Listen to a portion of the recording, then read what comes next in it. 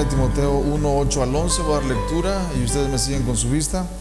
Y dice la palabra de Dios de la siguiente manera: pero sabemos que la ley es buena si uno la usa legítimamente, conociendo esto, que la ley no fue dada para el justo, sino para los transgresores y desobedientes, para los impíos y pecadores, para los irreverentes y profanos, para los parricidas y matricidas, para los homicidas, para los fornicarios, para los sodomitas, para los secuestradores, para los mentirosos y perjuros, y para cuanto se oponga a la sana doctrina, según el glorioso evangelio del Dios bendito que a mí me ha sido encomendado. Bien, en esta mañana estaremos continuando con el estudio del libro que hemos estado llevando. He aquí el estándar. Y ahora estaremos iniciando con el capítulo 14. Vamos a tratar de abordar este capítulo en esta mañana. No es un capítulo muy extenso, solamente son escasas 6 páginas, así que 5 páginas en realidad. Así que estaremos tratando de terminar este capítulo en esta mañana. Y el capítulo 14 se titula Las categorías de la ley de Dios. Voy a leer la introducción y así estaremos iniciando en esta mañana con el estudio de este capítulo. Dice: reconociendo las varias categorías de la ley de Dios del Antiguo Testamento, nosotros podemos comprender fácilmente la vigencia continua de cada aspecto de los mandamientos de Dios para hoy. La ley del Señor es vigente plenamente y para siempre. Así que hoy en día tiene autoridad moral sobre todos los hombres, tal como la tuvo previamente en la era veterotestamentaria. La verdad bíblica se ha comprobado de muchas maneras en los estudios pasados, de las doctrinas cardinales de la fe cristiana, las declaraciones directas de la palabra de Dios y todas las 3 perspectivas principales de la ética: la normativa, la motivacional y la consecuencial, estándar, motivo y meta. Cristo habló clara y firmemente al respecto cuando Él dijo: no penséis que he venido para abrogar la ley o los profetas. No he venido para abrogar, sino para cumplir. Porque de cierto os digo que hasta que pasen el cielo y la tierra, ni una jota ni una tilde pasará de la ley hasta que todo se haya cumplido. De manera que cualquiera que quebrante uno de estos mandamientos muy pequeños y así enseña a los hombres, muy pequeño será llamado en el reino de los cielos. Los que se oponen a guardar la ley o prestar atención a sus detalles hoy en día tienen muchísimo que explicar y defender a la luz de la enseñanza de la palabra de Dios. Por ejemplo, la firme afirmación del Señor repetida textualmente aquí: si la vigencia de la ley o una porción de ella ha vencido en el Nuevo Testamento, como algunos afirman, entonces, ¿qué diremos de las afirmaciones escriturales que señalan que Dios no altera su palabra, basada en el pacto, no permite la sustracción de sus mandamientos, es inmutable en su carácter moral que refleja la ley y que no tiene un criterio doble del bien y del mal? ¿Por qué entonces es que el que se inscriba la ley del Antiguo Testamento en nuestros corazones es tan central al nuevo pacto? ¿Por qué dice la Biblia que sus mandamientos son eternos? ¿Por qué dicen los escritores del Nuevo Testamento que el Antiguo Testamento entero en nuestra instrucción en justicia haya de ser obedecido? ¿Por qué citan ellos sus estipulaciones con autoridad y las usan para respaldar su propia enseñanza? ¿Por qué se espera de nosotros que tengamos un patrón de conducta según el de Cristo, al mismo tiempo que se nos dice que Él obedeció la ley escrupulosa y perfectamente? ¿Por qué entraña la obra santificadora del Espíritu Santo la observancia de la ley de Dios? ¿Por qué el amor resume la ley en particular? ¿Por qué la fe establece la ley para que la guardemos? ¿Y por qué la gracia de Dios nos enseña que hemos de andar en el camino de justicia de la ley? ¿Por qué se nos dice en numerosas maneras que la ley trae bendiciones a los que la honran? ¿Por qué será que los requisitos de la ley nunca son criticados ni explícitamente repudiados en el Nuevo Testamento? ¿Por qué es que se les llama mentirosos a los que no guardan la ley, pero afirman conocer al Salvador? La palabra inspirada de Dios dice todas estas cosas y más. ¿Cuál respuesta pueden los detractores de la ley de Dios dar frente a tanta evidencia insuperable de la plena vigencia de la ley en la actualidad? El autor, hermanos, aquí hace una serie de preguntas sobre si la ley no está vigente en el día de hoy, si la ley de Dios del Antiguo Testamento fue abrogada, como muchos cristianos piensan y creen, y si la ley no sigue vigente en la actualidad, entonces, ¿por qué los escritores del Nuevo Testamento enfatizan la ley de Dios y apelan a la ley de Dios para dar respuestas a ciertos problemas, como ya los hemos visto en los domingos pasados? Por ejemplo, cuando el apóstol Pablo escribió sobre la separación que debe existir entre un creyente y un incrédulo, él apeló a una ley ceremonial del Antiguo Testamento que prohibía uncir a un animal diferente, a un buey y a un asno, por ejemplo. La ley de Dios prohibía hacerlo, y el apóstol Pablo dijo que ese mandamiento tenía su aplicación ahora, en que el creyente no debería unirse en yugo desigual con el incrédulo. Así que todos esos mandamientos dados en el Antiguo Testamento, los escritores del Nuevo Testamento los tomaron y los aplicaron a los creyentes de la actualidad, a los cristianos bajo el Nuevo Testamento. Y esto es una muestra de que la ley de Dios sigue vigente en la actualidad y es para nosotros prácticamente el estándar por el cual nosotros y nuestra vida diaria debe ser conducida.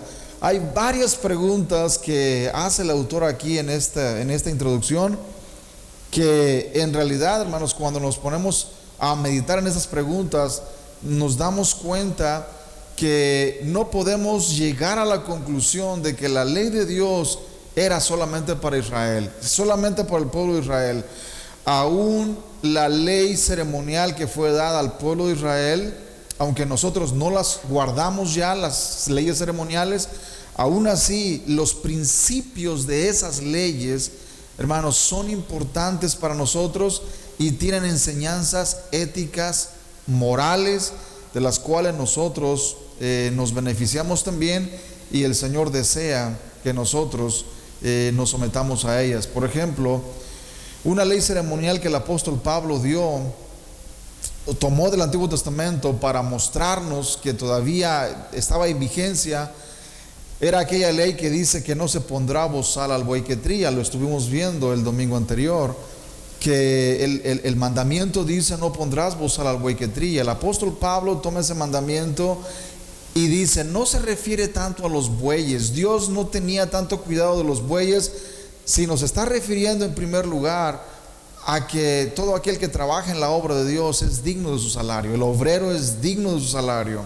Así que una ley ceremonial que fue dada a Israel en el Antiguo Testamento, el apóstol Pablo la toma y la aplica a la iglesia de Jesucristo, a los líderes cristianos, y dicen: todo líder, todo obrero que trabaja en la obra de Dios es digno de su salario. Así que aún las leyes ceremoniales no fueron abrogadas, porque de ahí, de esas leyes, podemos sacar principios morales importantes, tal como el apóstol Pablo lo hizo en varias ocasiones al escribir sus cartas. Así que esas preguntas que hace el autor, hermanos, son muy interesantes, y sería bueno que cada uno de ustedes las meditara, ¿verdad?, con más calma, porque sí tienen bastante importancia el poder tratar de pensar y meditar en lo que el autor nos está tratando de decir. Vamos a continuar con la lectura.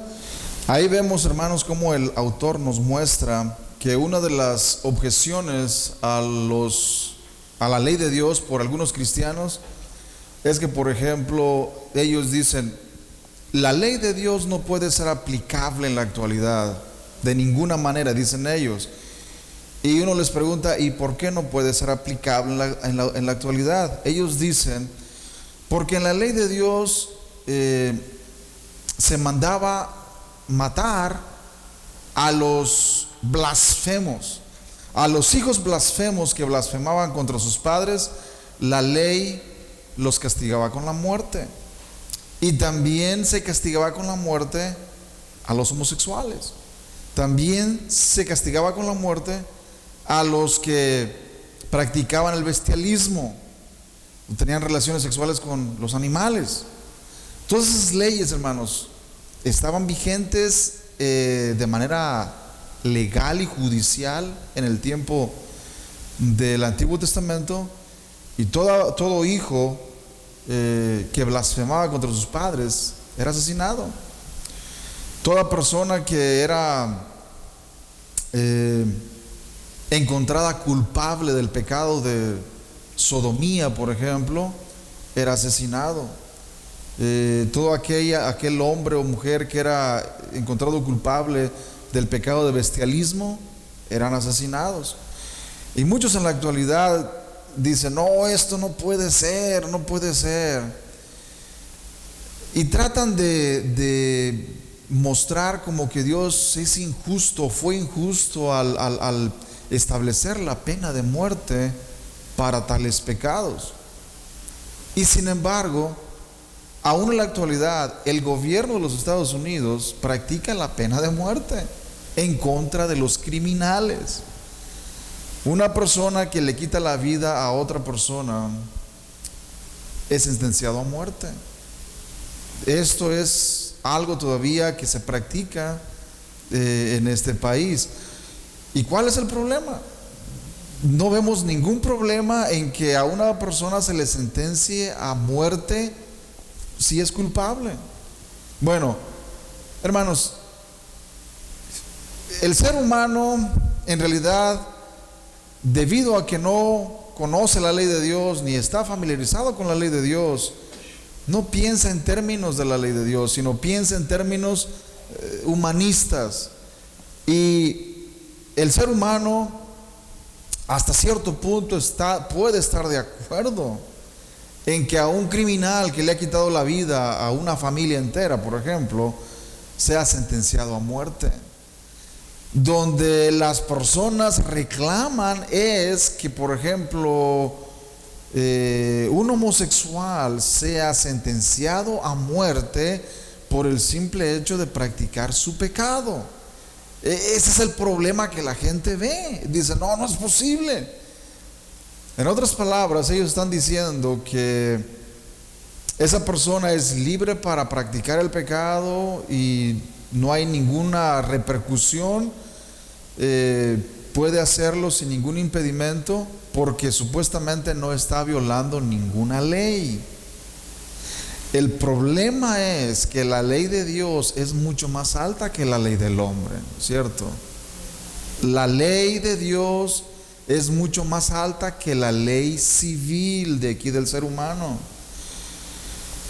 Si es prohibido robar y matar, hermanos, y los gobiernos castigan esas ofensas, no es porque ellos se hayan inventado esas leyes, es porque Dios las dio en su ley moral.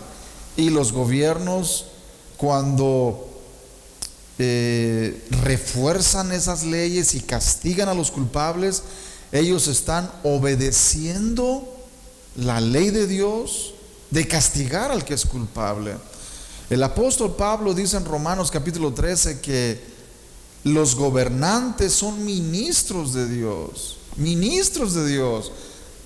No solamente el presidente, los gobernadores de los estados, los alcaldes de cada ciudad son ministros de Dios. Los policías son ministros de Dios. Ellos tienen la autoridad de Dios, para poner el orden en la sociedad, porque Dios les ha conferido esa autoridad. El problema es cuando el hombre decide por sí mismo qué leyes aplican y qué leyes no aplican. Ahí está el problema. Cuando se toman solamente unas leyes y se dejan otras de lado, se crea un desbalance, y es lo que hemos visto, por ejemplo, aquí en este país, donde incluso se ha aprobado el matrimonio de homosexuales, algo que va en contra de la ley de Dios, completamente en contra. El gobierno mismo ha dicho es legítimo, es válido, pero la ley de Dios dice lo contrario. Ellos no nos importa la ley de Dios, no nos importa.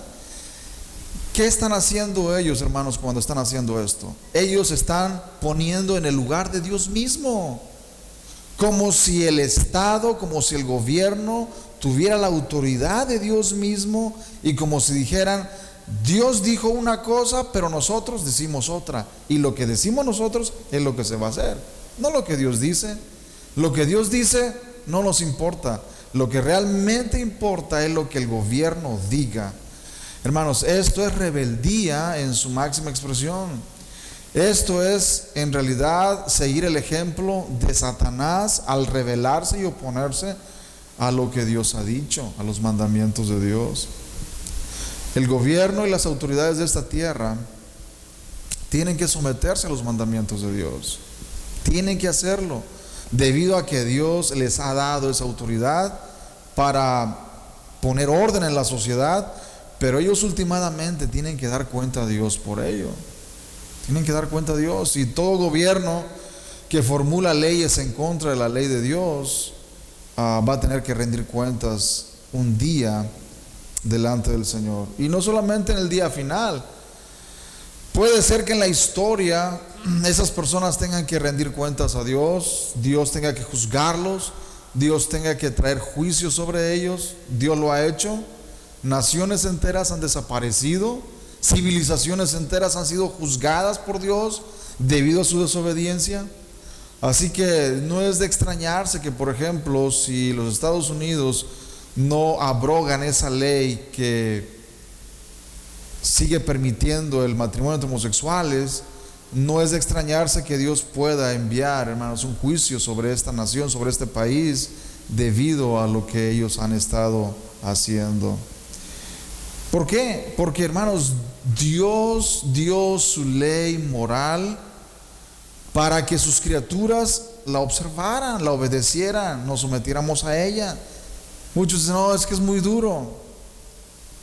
Aparentemente es duro porque nosotros vivimos y estamos acostumbrados a respirar, hermanos, el aire humanista, a vivir en una sociedad humanista donde se opone a la ley de Dios y donde halaga a las personas que pisotean la ley de Dios, que afrentan la ley de Dios.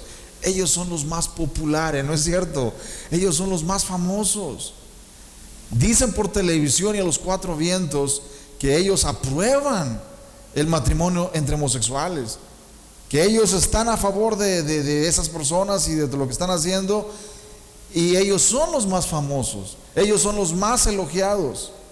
Pero todo aquel que se opone a eso, hermanos, son los más criticados, los más vituperados, y somos los más odiados y más detestados, porque nos oponemos a lo que Dios se opone, porque nos oponemos a lo que Dios claramente ha dicho que es pecado y que no debe hacerse. Eso es lo que el autor ha estado tratando de mostrarnos, hermanos, esa gran diferencia. Bien, en esta porción el autor muestra otro ejemplo de cómo las leyes civiles del Antiguo Testamento pueden aplicarse el día de hoy, hermanos, y pueden hacerse de una manera que nos ayude a nosotros también. En el tiempo de Israel, por ejemplo, en el Antiguo Testamento, Dios había dado un mandamiento de que tenían que poner una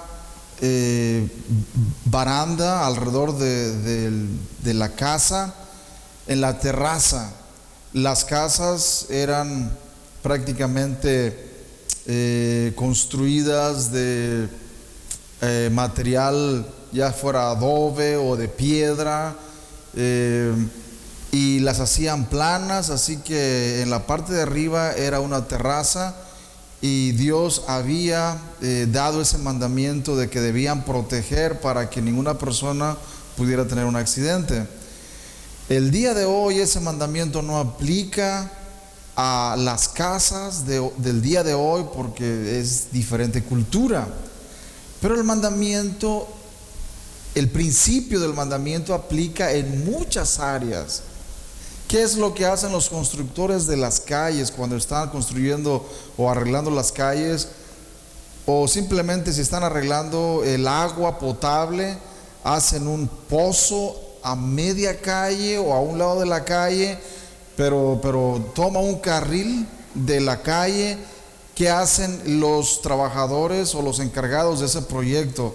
Ponen una cinta alrededor o ponen cubos o conos para que los que manejan en la carretera puedan darse cuenta que ahí está un hoyo y no puedan tener un accidente. Esto se muestra, hermanos, en muchas otras áreas donde se marca, ya sea con alguna cinta o algo, lugares donde hay peligro. El autor dice: aunque no vamos a poner esas barandas en nuestras casas, arriba en el techo, porque las casas ahora son diferentes, pero sí vamos a poner una cerca en las piscinas, por ejemplo, o vamos a asegurar la piscina para que los niños no se ahoguen. El principio que hay detrás de ese mandamiento se sigue aplicando, todavía puede aplicarse en el día de hoy. Y eso es lo que el autor dice. Hay muchas cosas que, debido a que el pueblo de Israel tenía una cultura diferente a la nuestra, tal vez no podemos aplicar esos mandamientos directos. Por ejemplo, el autor muestra tres cosas. Dice: las prohibiciones de las carnes inmundas. Ahí en Levítico 20, 22 al 26 se muestra esto. Dice: sobre el juntar en yugo desigual animales diferentes, tal como Deuteronomio 22:10 lo dice, y sobre el mezclar ciertas clases de semillas y telas, tal como Deuteronomio 22:9 y 11 lo muestran. Dios había prohibido que no se mezclaran ciertas clases de semillas o de telas, por ejemplo.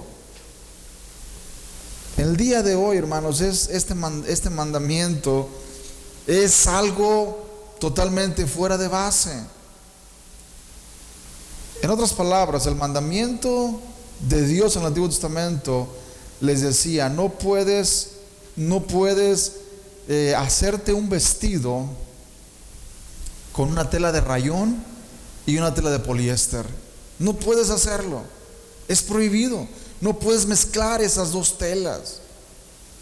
No puedes sembrar en tu campo semilla de jitomate y semilla de chiles, por ejemplo, o semilla de maíz y semilla de ajonjolí o cualquier otra semilla.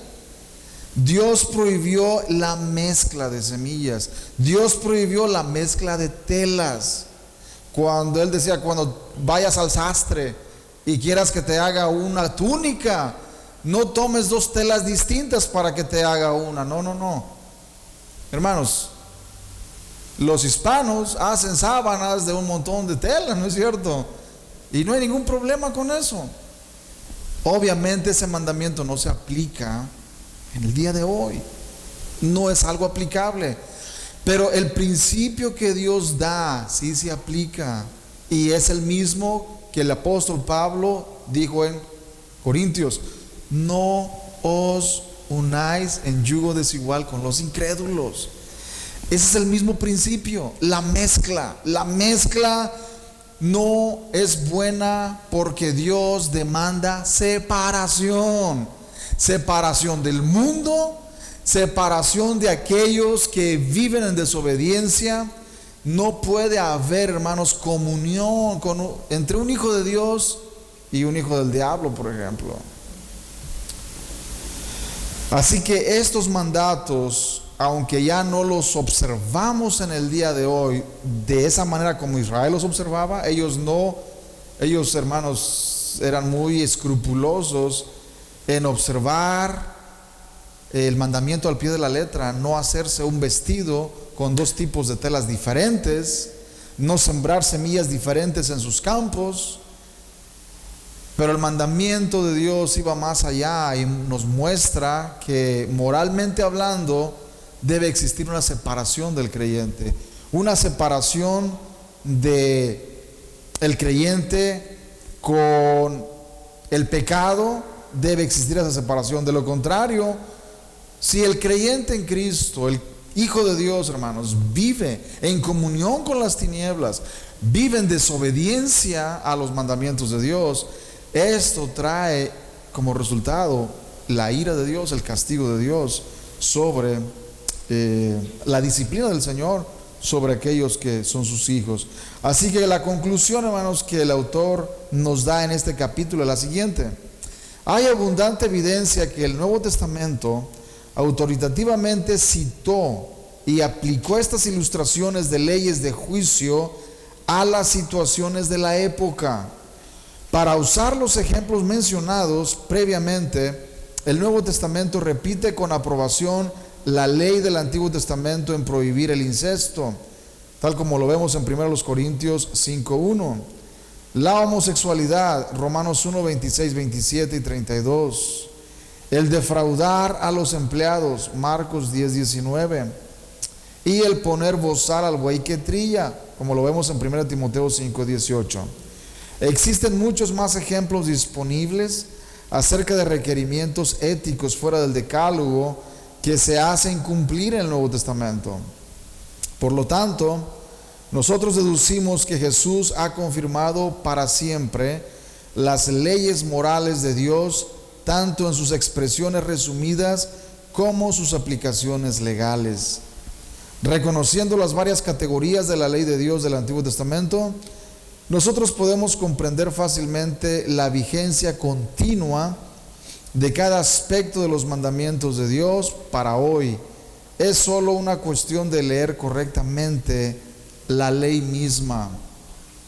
Y es cierto, hermanos, el Nuevo Testamento muestra claramente lo que hemos visto en domingos anteriores, cómo los escritores del Nuevo Testamento hablaron de temas del Antiguo Testamento que solamente aparentemente aplicaban para Israel en el antiguo tiempo, y ellos los aplicaron a la iglesia del Nuevo Testamento. Y esos mandamientos estaban fuera del decálogo, no son los 10 mandamientos, son mandamientos fuera de los 10 mandamientos, fuera del decálogo. Y aún así ellos, hermanos, los tomaron y los aplicaron a la iglesia de la actualidad. Por lo tanto, dice el autor, nosotros deducimos que Jesús ha confirmado para siempre las leyes morales de Dios, tanto en sus expresiones resumidas como sus aplicaciones legales. Hermanos, las leyes morales de Dios no han pasado, siguen vigentes. Las leyes ceremoniales pasaron a la historia. Ningún cristiano está obligado a abstenerse de comer carne de cerdo. Hermanos, todo aquel cristiano que diga, oh, no debemos comer carne de puerco porque es prohibido en la ley de Dios, no ha entendido en realidad este aspecto de la ley ceremonial. La ley ceremonial nos muestra que con la venida de Cristo pasó y no sigue vigente en ese sentido. Pero el principio sí sigue vigente. El no comer carne de puerco en aquel tiempo en realidad significaba limpieza, ¿no es cierto? Limpieza. Tenemos que ser santos, ese es el mandamiento. Sed santos porque yo soy santo. Y el no comer carne de puerco, hermanos, demostraba que había esa limpieza en el creyente. Bueno, en el Nuevo Testamento los apóstoles dijeron, si comes carne de cerdo no te hace más pecaminoso, y si dejas de comerla no te hace más santo. Porque ahora no es el comer, no es la comida o la bebida la que te santifica, sino el apartarte del pecado, el apartarte de la maldad. Porque esas cosas, el comer y el beber, eran solamente sombras y figura de lo que vendría en Cristo. Hermanos, pero los mandamientos morales siguen vigentes. ¿Quién puede decir, oh, ahora robar está bien?